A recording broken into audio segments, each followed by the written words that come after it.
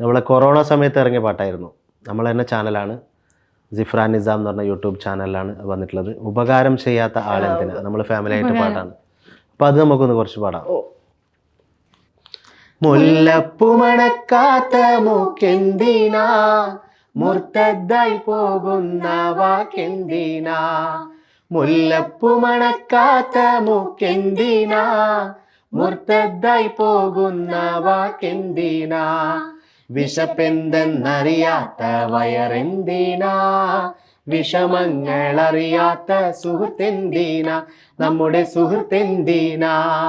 ഉപകാരം ചെയ്യാത്ത ആളെന്തിനാ, ഉപദ്രവം ചെയ്യുവാൻ പോണതെന്തിനാ. അപരാധം പറയുന്ന നാവെന്തിനാ, അഹങ്കാരം കരുതുന്ന കൽബെന്തിനാ, നമ്മുടെ കൽബെന്തിനാ.